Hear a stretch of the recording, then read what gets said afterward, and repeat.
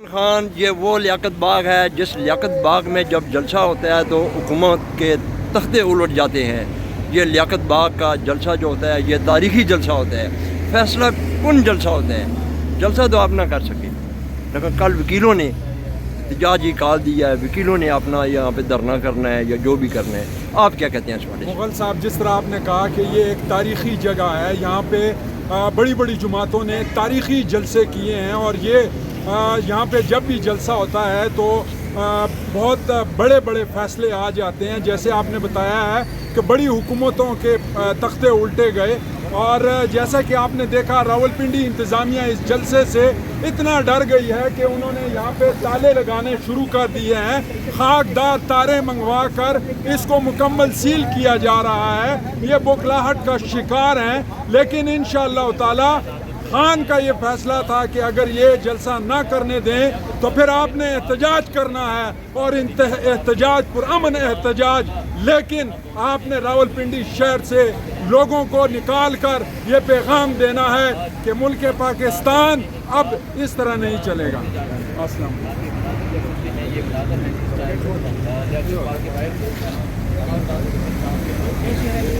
جس طرح آپ یہ دیکھ سکتے ہیں کہ ہم اپنی رپورٹ یہاں سے کر رہے ہیں، آپ دیکھ سکتے ہیں پولیس آ چکی ہے، پولیس یہاں پہ کوئی گفتگو نہیں کرنے دے رہی ہے، اور یہاں پہ جو کوئی بھی ایسا معاملہ ہے وہ نہیں کرنے دے رہے ہیں۔ آپ یہ دیکھ سکتے ہیں، آپ یہ میرا کیمرہ آپ کو دکھا سکتا ہے کہ آپ لیاقت باغ کے منظر، کوئی احتجاج نہیں ہے، کوئی کچھ نہیں ہے۔ تو اس والے سے آپ یہ دیکھ سکتے ہیں یہاں سے رمضان خان یہاں سے ہٹا دیا گیا ہے۔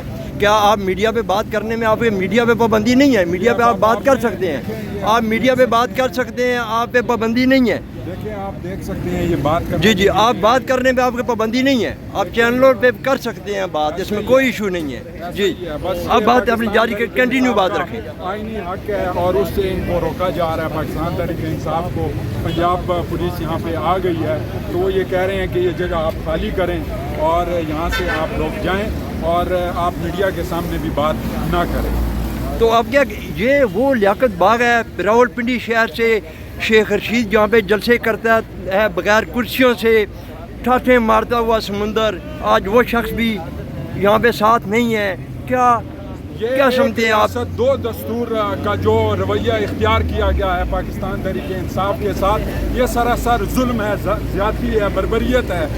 کوئی ایسا ظلم رہ نہیں گیا جو پاکستان تحریک انصاف کے اوپر نہ کیا گیا ہو۔ تو آپ کے سامنے ہے، ابھی جب ہم یہاں پہ پہنچے ہیں تو پولیس نے دروازے بند کر دیے اور یہاں پہ داخلہ منع کر دیا ہے، تو یہ سراسر زیادتی ہے۔ بہت شکریہ۔ جی ناظرین، وکلا تاریخ کل لیاقت باغ کو منتخب کیا گیا ہے سب وکلا برادری نے۔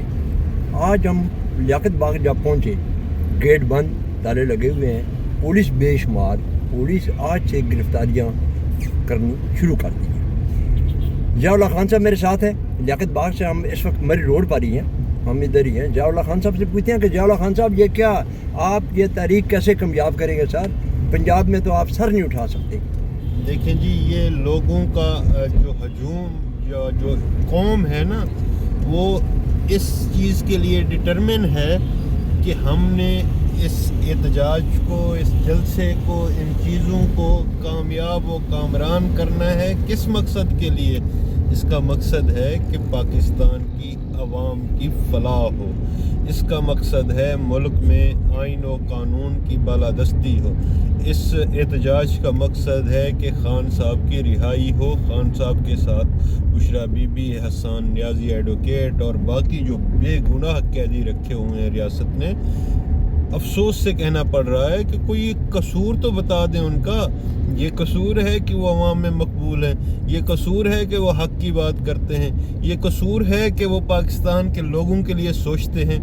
آپ کو ہوش کے ناخن لینے چاہیے۔ آپ ملک کو تباہی کی طرف لے کے جا رہے ہیں، آپ ملک پاکستان کے لیے ذرا بھی نہیں سوچ رہے، آپ اپنی ذاتی مفاد تک محدود ہو گئے ہیں، آپ اپنے جو مالی مفادات ہیں ان تک محدود ہو گئے ہیں۔ آپ کو میں سمجھتا ہوں کہ اس سے بالاتر ہو کے اپنے خیالات کا بھی اظہار کرنا چاہیے، اپنے کردار سے بھی ثابت کرنا چاہیے کہ آپ لوگ عوام پاکستان کی رائے کو مقدم ضیاء اللہ خان راولپنڈی کا جلسہ نہ ہونا یہ بہت بڑا ایک سوالیہ نشان ہے.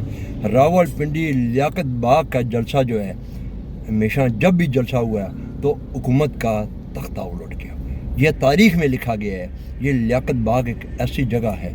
کیا سر راولپنڈی شہر سے آپ کو این او سی نہ ملنا اور عمران خان کا اڈیالہ جیل سے میسج آنا جلسہ منسوخی کی، اس کی وجہ بڑی سادی ہے.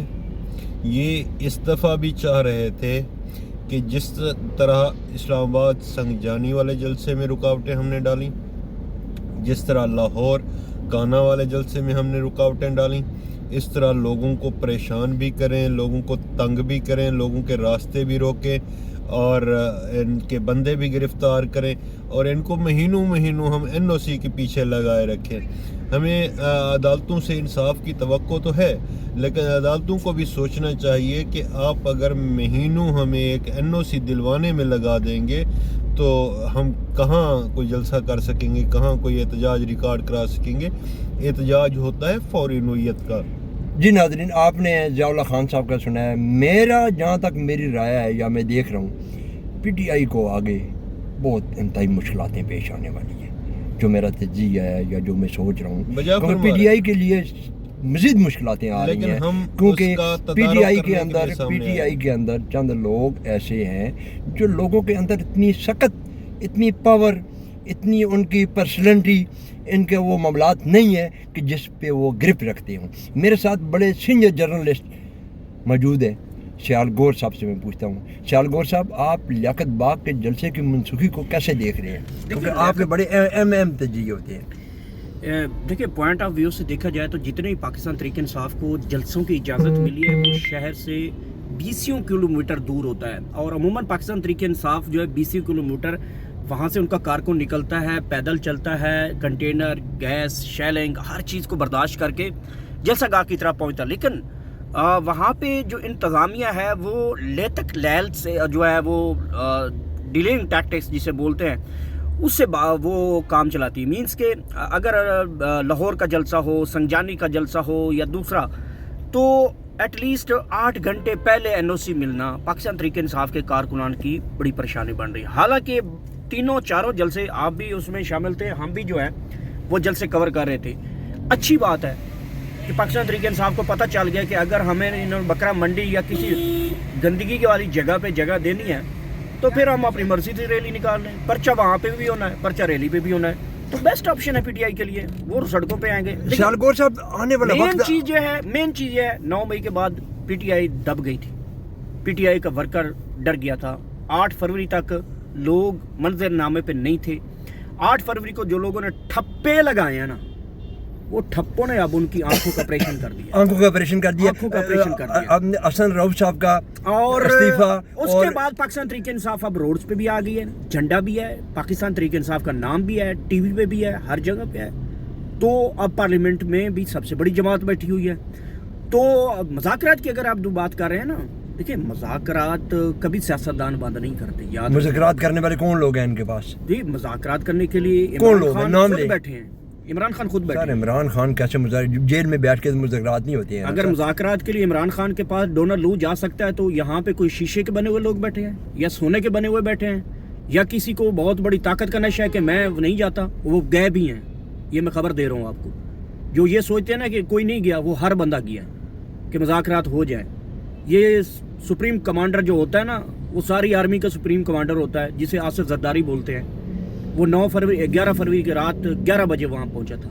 کسی کو یہ پتہ ہی نہیں ہے، سب خبروں کا لوگوں کو پتہ ہے. آپ اگر وہ راز کھلوائیں گے تو ایک دن سامنے بھی آ جائیں گے. پی ٹی آئی خود ایکسیپٹ کرے گی کہ زرداری صاحب جو ہے وہ کمر کی تکلیف اور ہاتھ میں کھونڈا لے کر وہاں پہ پہنچا ہوا تھا.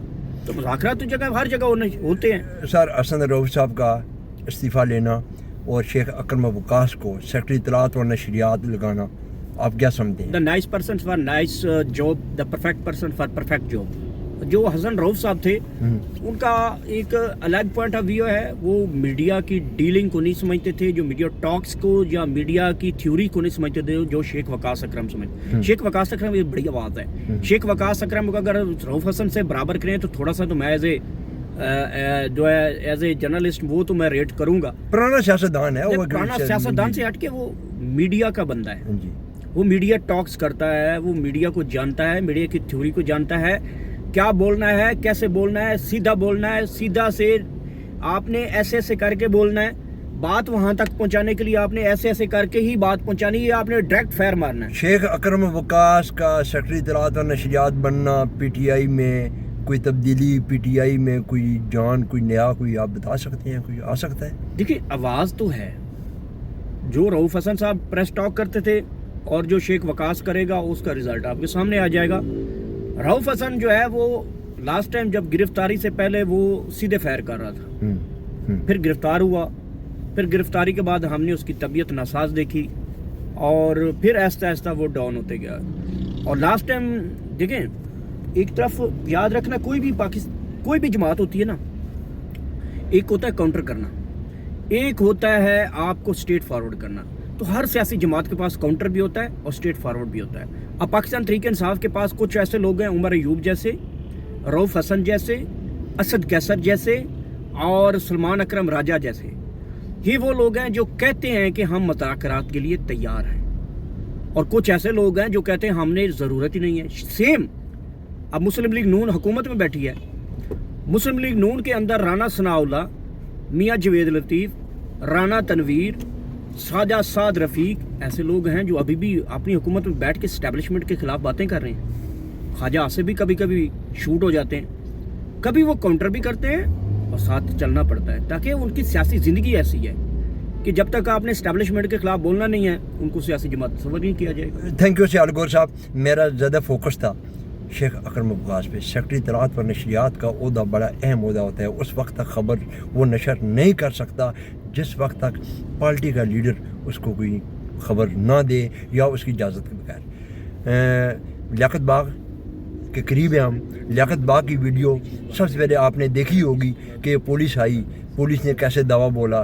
क्या आज पुलिस को वहाँ आना चाहिए था? क्या वहाँ पे कोई एहतजाज नहीं था, कोई और चीज़ नहीं थी? वैसा गए वकला देखने के लिए, लेकिन आपके सामने है। अगर आपको ये वीडियो अच्छी लगे कमेंट्स में मुझे ज़रूर राय दीजिए। अल्लाह हाफ़िज़। बात मान लेते हैं, लेकिन हकीकत यह है कि हम एहतजाज भी करेंगे, जलसा भी करेंगे और डंके की चोट भी करेंगे। ठीक है जी। देखिए, एक दिन पहले से इंतजामिया आके जो लोग विजिट करने के लिए आए हुए थे उनको भी वापस भगाना चाह रही है और उनको भी पकड़ना चाह रही है। तो ये मौजूदा निज़ाम नहीं चलेगा। मैं समझता हूँ ये गलत कर रहे हैं, इनको अपने आप को ठीक करना चाहिए, अपनी तस्लीम करना चाहिए। आज तो हमारा एहतजाज है